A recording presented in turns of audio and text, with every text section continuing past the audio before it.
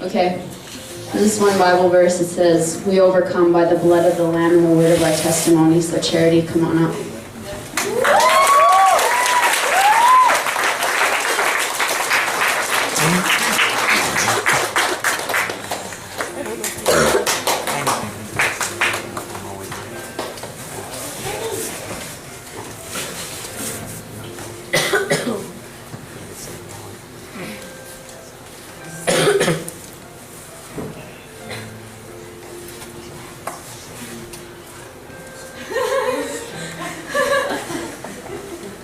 All year I've been like, this is the year that I like really gone for God. I didn't fall back as much as like the other years, and because I always had a person like with me that I know that was strong with God.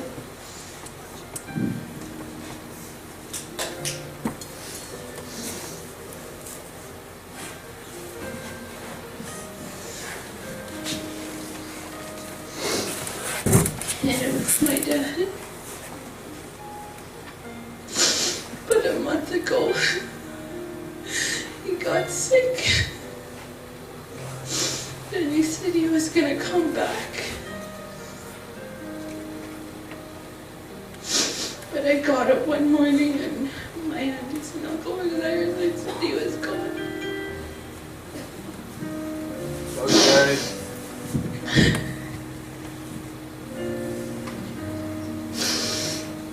I felt like the person that made me strong in God was gone.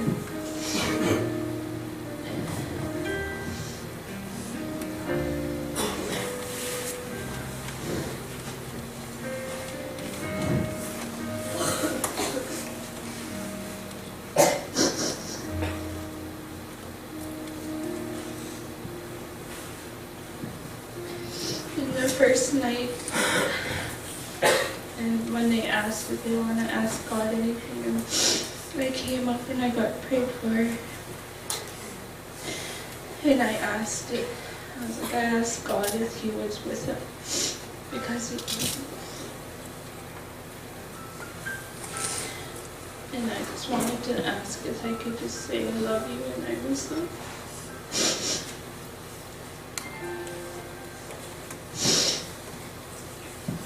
I don't know, I was praying. I heard a voice, and I asked who it is, but I heard a different voice, and I knew it was God.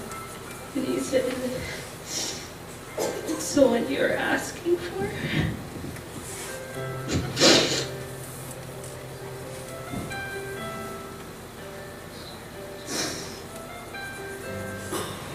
Then I saw him standing there.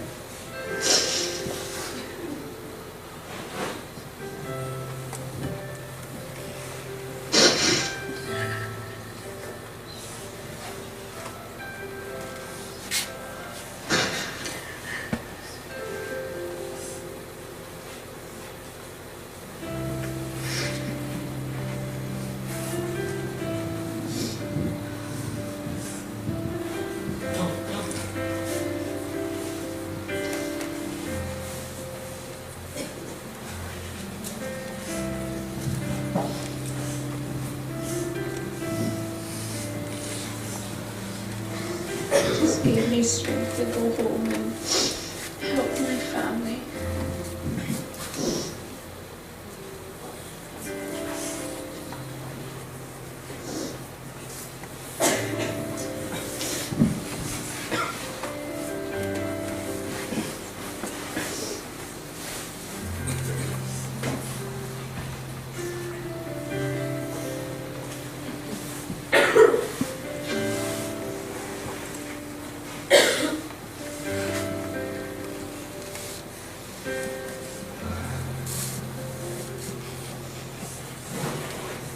God, I have friends that can be there for me every day.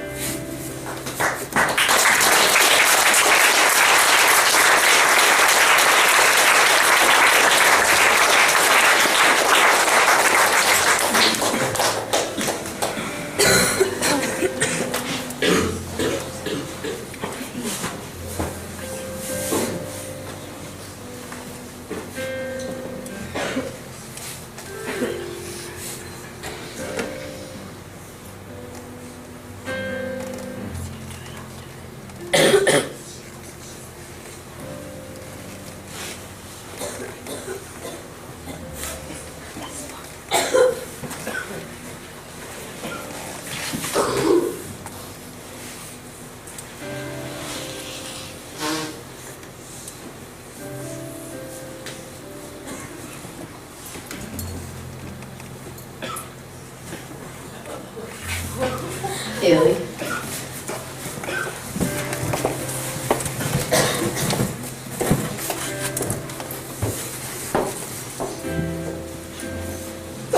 So I've lived in Whitehurst my whole life, and I moved to Alberta 2 years ago. And then I moved to Red Deer, Alberta last September, and I went to a public middle school. And it probably wasn't the best school for me to go to. Ever since I started going to that school, I just started swearing a lot more. Like I never swore before until I started going to that school. And after that, I haven't felt.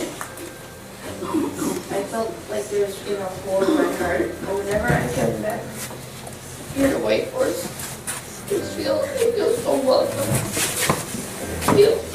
I feel at home, and I feel like I can be myself.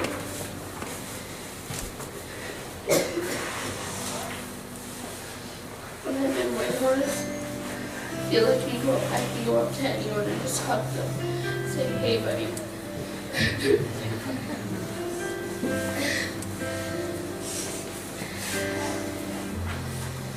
And when I'm at camp is the best place in the world.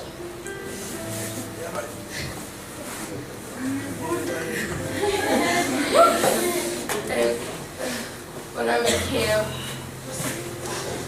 I feel welcome, and you're able to make friends in like 2 minutes. Maybe less.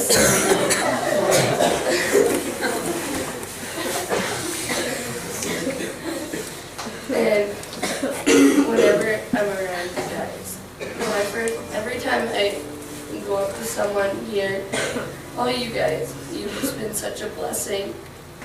And every time I meet one of you guys, I feel like after that, even just being with you for like a minute, I'm able to just go up to you guys and just hug you and be like, "Hey, what's up?" And I just feel so welcome here, and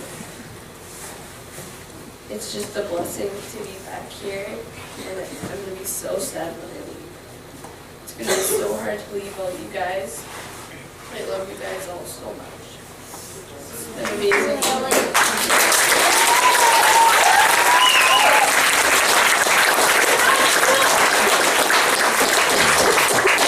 Yes, thanks, Bill.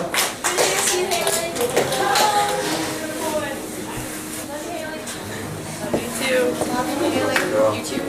Come here.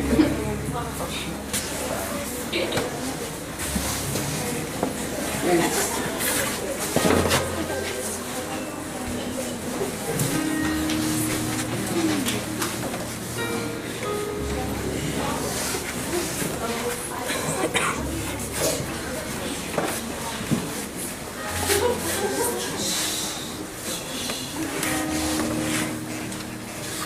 Okay. This is, yeah, we're twins.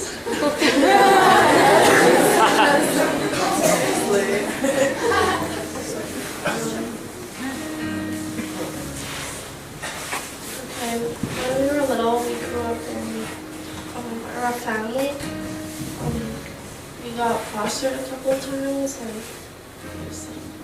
there's rumors going around the town of our family, and like the town still knows it today, and it's. And when we were growing up, we were kind of like teased and bullied, and it's like, our family didn't get along either. We didn't get along. And then we grew up, and we kept asking to go to a Christian school, and my dad didn't, my family didn't really want to move away. But then finally we started looking online, and we found a school to go to. I was in a Christian community.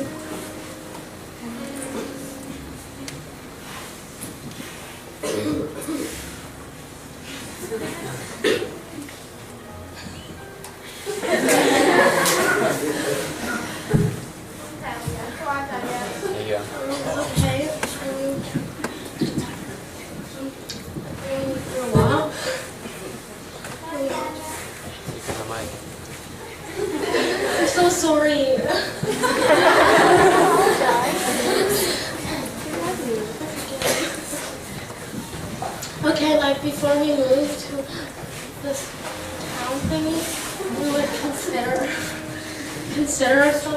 Christians like we were being hypocrites, and we walked around town saying we're so Christian and we never even talked about God. Just, hey, I'm a Christian.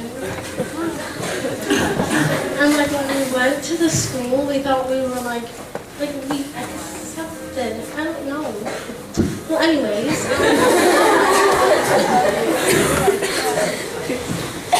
We thought we became like as good as we can become, right? Like, I don't know. And when we came here, we can just throw our hands up when we're praising, you know? We couldn't do that at our old school because it was too scary.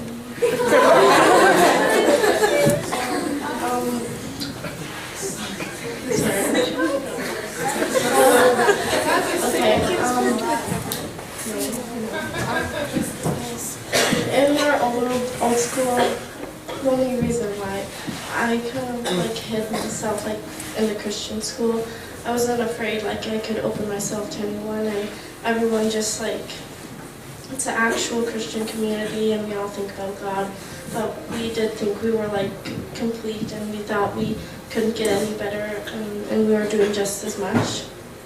And I don't know, I was scared of showing myself as a Christian around Tanya. I'm not gonna lie, because we still had like the ups and downs in our relationship, and then we went home to Vic for a month, and it happened to be like around Camp Yukon, and so we came. Friend Paisley, I guess. Yes. I honestly didn't think we were gonna make it, but I don't know. I just want to thank like our pastor Dave for actually letting us come, because I was like almost sure we weren't gonna be able to come, and when we came, it became stronger, and I didn't expect all this. I thought like our old Christian school was like the strongest place to be, and it's still like really good to be. And it's just like such an amazing experience. Like me and Tanya, like we were scared to raise our hands and praise God, and everywhere else. And when we came here, we just changed. And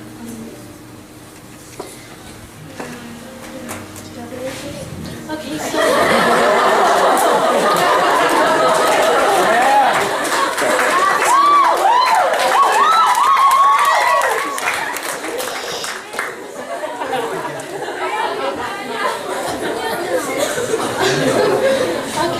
like when we were little, right? We were around like drinking and everything, and our family, like we saw abuse in our family. It wasn't us, but we watched it like every day. It was really hard.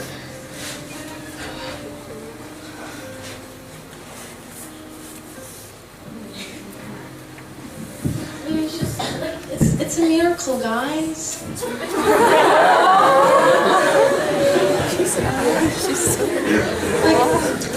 Like just wait.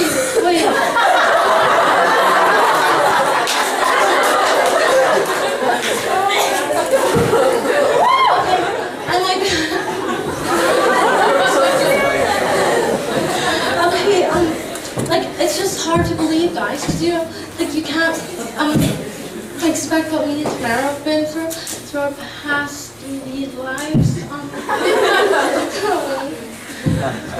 And going to a Christian school and to Camp Yukon, God's doing something for us. I don't know what it is, but it's just so unbelievable.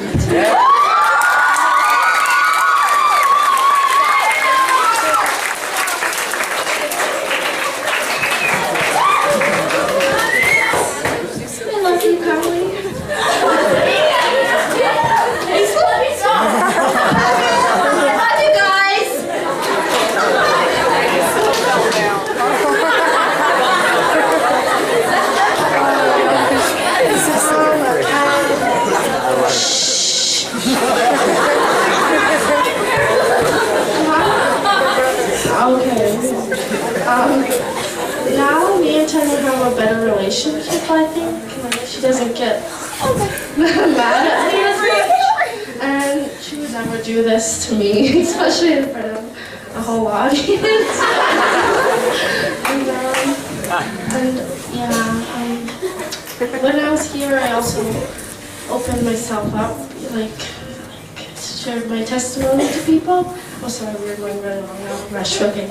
And Ashley, she gave me, I don't know, we kept meeting up. And, she finally just, I trusted her and I just told her my testimony, and I just thank her so much because I only told one person in my life everything. And it's pretty sweet. And I just didn't tell her as much detail as I could, like open up to Ashley. And I feel so blessed being here now, and I want to come back like all the time, even when I'm old.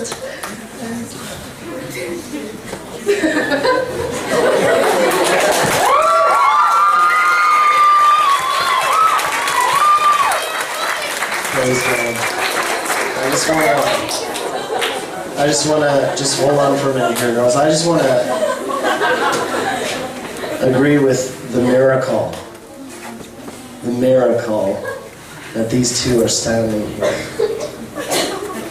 A miracle that, listen, young people, God can take you out of any situation, no matter what your mom or your dad are going through. God can change it. God took that hope, God took that faith, that little mustard seed of faith within you. And we're going to believe that that mustard seed is going to continue to move mountains all the days of your life. Yeah. You girls these are brave women of God.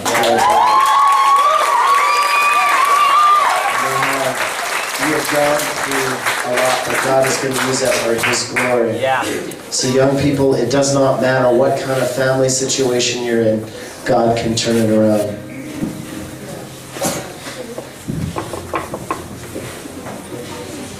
Yeah, I just wanted to say that I wanted to say something when we're up here answering the questions. I know what it's like.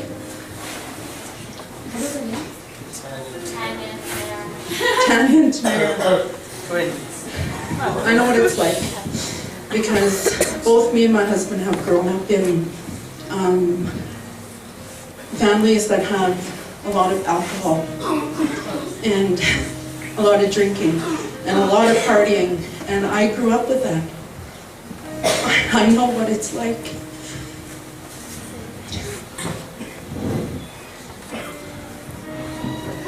And we always said, we're not going to have that for our children. Love you, Mom. We always told them.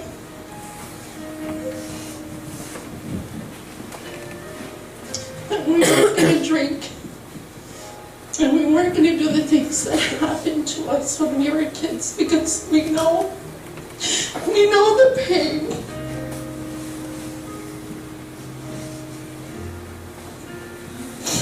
We know the pain that you go through. But God is there. My parents drank. They drank a lot. And there was a lot of things that happened to me.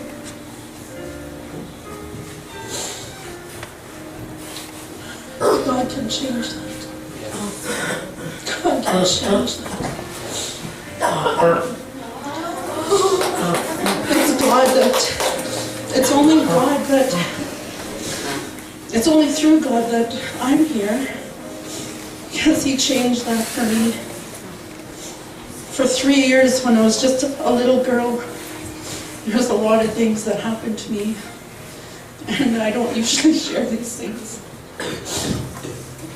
But God's been telling me for 2 days, get up here and share, because there's so many of you that are living it, or have lived it. And it's only God that, you just gotta call Him when I was 7, my parents drank so much. They drank a lot, and there was one time I was so scared, I was so afraid, because my mom and my dad, they drank so much that they didn't know what they were doing. They were so drunk, and it got to the point at this big party in our home where my mom was gonna shoot herself. And I was listening in my room, praying. Thank God, why is this happening? Why is this happening? It didn't happen though, and I fell asleep. But when I woke up in the morning, there was drunks laying everywhere. My parents were, like, everyone was passed out, and the Lord spoke to me. He said, go get your mom's Bible in her bedroom. So I tiptoed in their room, and I got it. And I went and found a little spot. I tried to be as quiet as I could. I didn't want them to get up. And I opened the Bible. I said, I know, God, that you can help me. And I said, God, why is this happening to me? And I started asking him all these questions. I said, why am I here? What's my purpose? What's my purpose in my life? Is this the way I'm going to be when I grow up? Is this my destiny? He said, no. And I remember flipping through the Bible. It was a picture Bible. And there was a picture of Jesus on the cross. I said, that's where it's going to happen. It's right there. That's where it happened. And I gave it to him. And the Lord spoke to me. He said, you don't have to worry. When you grow up, you're going to meet someone that's just like you. And you're going to have boys and you're going to have girls. You don't have to be aware. You don't have to be afraid. From that day, I carried that promise. I didn't know him. I didn't know that one day we would be together. We met when we were 16 in Grolier Hall in a lunch line. And I remember seeing him for the first time, and the Lord spoke to me and said, that's the one. And I knew that was the Lord speaking to me. And I didn't want to look at him. I was so shy. He didn't know what was going on, but I knew. But anyway, I just want to encourage you that you know that God is with you. Don't ever think you're alone. God is with you. Good.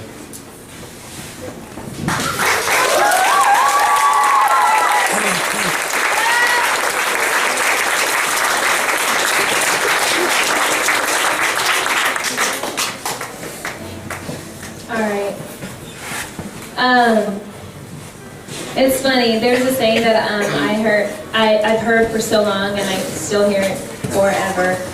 Charlie's gone. I'm done. Trust me, we're not doing testimonies. Everybody's gonna get a chance, but just bear with me. We still want to be able to share something with you guys too. There's a saying, and it says, if you don't stand for anything, you'll fall. If you don't stand for something, then you will fall for anything. And so for me, I had to choose. Okay, God, I'm going to stand for you, yes, but I want to be able to carry something of you. You can turn the lights on. This feels so intimate. Like it's. I want to be able to share something with you. So I don't need any prayer music behind me. Okay. But yeah. So my thing is, whenever I do something, people are like, "Well, what do you represent?" I represent joy. Just because I have so much to be joyful for the things that I've walked through and I've come out of. And so, has anybody, like, one of the ways that I do stuff, I love to be creative. So one of the way I do things is like spoken word. So anybody heard of that? Spoken word? Basically all it is, it's people confuse it with rapping. It is not. I have rapped. That was back in the day. Now I do spoken word. And so it's just like basically, it's a poetic conversation. So it's a poem in a sense, but it's just like a poetic conversation. So this is one that I wrote called Joy, because Despite everything, it's a conscious choice every single morning that I'm going to choose joy. So hopefully this will inspire all of you guys. You ready?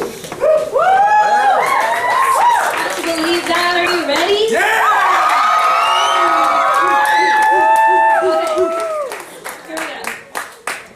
Joy, unspeakable joy.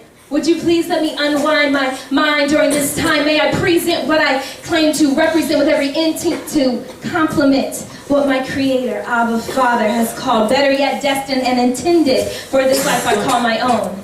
In submission to the Master's commission, I position myself to effectively personify the joyous characteristic of Christ, making the most of every opportunity, the persons, people, places I encounter and come to effectively relay the truth through an unspoken word with a smile, a song, my dance, my conversation, my simple interaction. My personal mission is played and relayed with no delay in this day and age. You see, it's relevant and so very prevalent to implement the content of the gospel, which is the basis of my representation of Psalms 30:11, which states, "You have turned my mourning into joyful dancing."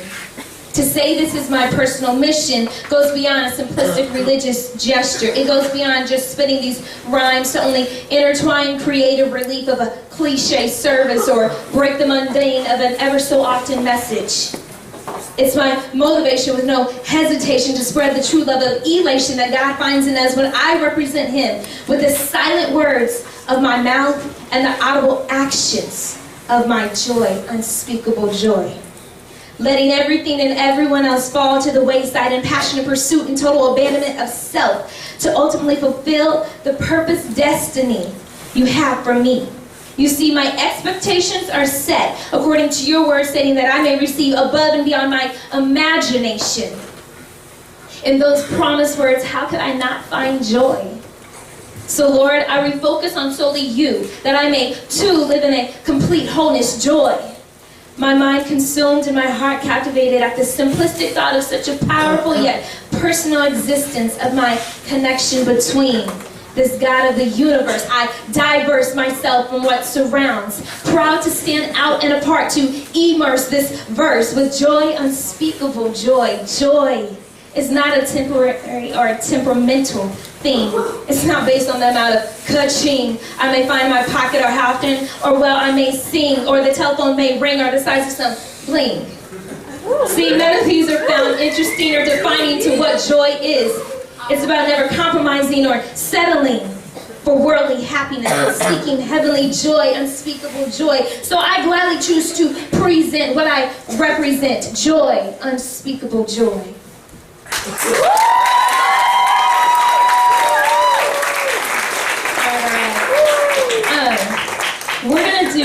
We're gonna do a couple worship songs, so y'all can get ready. But we have some from Texas, so y'all slips in my vocabulary. You know, that's sad. I know. I cried about it for a while. But before we do, I want to get us ready to sing. There's a song that I always sing, and it kind of helps.